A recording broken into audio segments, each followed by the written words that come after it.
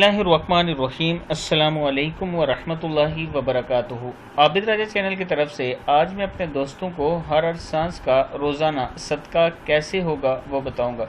उससे पहले मैं अपने तमाम दोस्तों से गुजारिश करूंगा कि अगर आपने अभी तक मेरे चैनल आबिद राजा को सब्सक्राइब नहीं किया तो ज़रूर कर लें ताकि डेली आप तक अच्छी अच्छी वीडियो पहुँच सकें। तो स्टार्ट करते हैं। बिस्मिल्लाहिर्रहमानिर्रहीम। रसूलुल्लाह सल्लल्लाहु अलैहि वसल्लम ने फरमाया, इंसान की हर एक सांस के इवज़ में इस पर रोज़ाना सदका देना लाजिम है जिसमें सूरज निकलता है।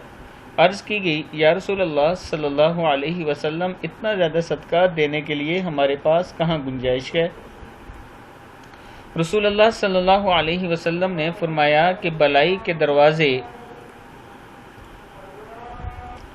रसूलुल्लाह सल्लल्लाहु अलैहि वसल्लम ने फरमाया कि भलाई के दरवाज़े ज़्यादा हैं। सुबहान अल्लाह कहना, अल्हम्दुलिल्लाह कहना, अल्लाहु अकबर कहना, ला इलाहा इल्लल्लाह पढ़ना, नेकी का हुक्म देना और बुराई से मना करना, तकलीफ दा चीज़ को रास्ते से हटा देना, बहरे शख्स को बात समझा देना, नाबीना शख्स की रहनुमाई कर देना, किसी काम के सिलसिले में रहनुमाई मांगने वाले की रहनुमाई कर देना, अपनी टांगों की मजबूती की वजह से मदद मांगने वाले परेशान हाल के लिए कोशिश करना, अपने बाजुओं की मजबूती की वजह से कमज़ोर शख्स के लिए वज़न उठा देना, ये सब तुम्हारी तरफ से तुम्हारे नफ्स के लिए सदका है।